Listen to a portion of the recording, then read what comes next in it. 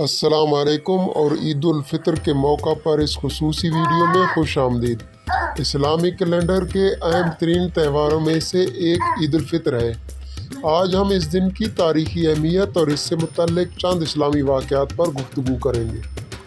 عید الفطر رمضان کے مقدس مہینے کے اختتام کے موقع پر منائی جاتی ہے۔ عید الفطر خوشی اور جشن کا دن ہے کیونکہ مسلمان اللہ کی نعمتوں کا شکر ادا کرتے ہیں اور اس کی بخشش مانگتے ہیں۔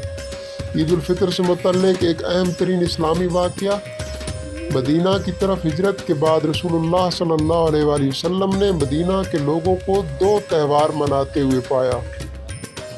آپ نے ان سے ان تقریبات کی وجہ پوچھی تو انہوں نے بتایا کہ یہ اس لیے منائے جاتے ہیں کہ یہ ہمیں آباء و اجداد سے وراثت میں ملے ہیں۔ نبی اکرم صلی اللہ علیہ وآلہ وسلم نے انہیں بتایا کہ اللہ تعالیٰ نے انہیں 2 بہتر تہوار عطا کیے ہیں، عید الفطر اور عید الاضحیٰ۔ عید الفطر کے دن نبی اکرم صلی اللہ علیہ وآلہ وسلم نے عید کی نماز پڑھائی اور پھر ایک خطبہ دیا جس میں آپ نے صدقہ، بھائی چارہ اور عفو درگزر کی اہمیت پر زور دیا۔ انہوں نے اپنے پیروکاروں کو ہدایت کی کہ وہ غریبوں اور ضرورت مندوں کو صدقہ دیں تاکہ وہ بھی اس دن کو خوشی اور مسرت سے منا سکیں۔ عید الفطر سے متعلق ایک اور اسلامی واقعہ ایک صحابی ابو ہریرہ رضی اللہ تعالیٰ عنہ کا ہے۔ ابو ہریرہ رضی اللہ تعالیٰ عنہ ایک غریب آدمی تھے۔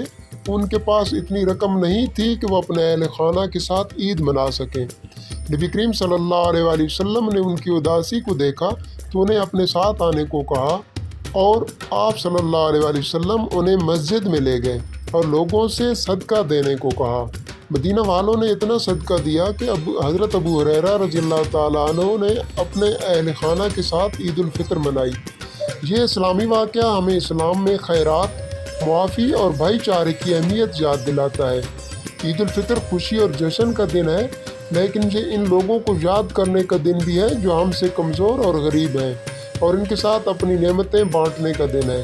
اللہ تعالیٰ ہم سب کو عید الفطر کے اس دن کی برکتیں عطا فرمائے اور ماہ رمضان کے روزے اور عبادات قبول فرمائے۔ ہمارا چینل دیکھنے والے تمام احباب کو ایڈوانس میں عید مبارک اور بہت شکریہ۔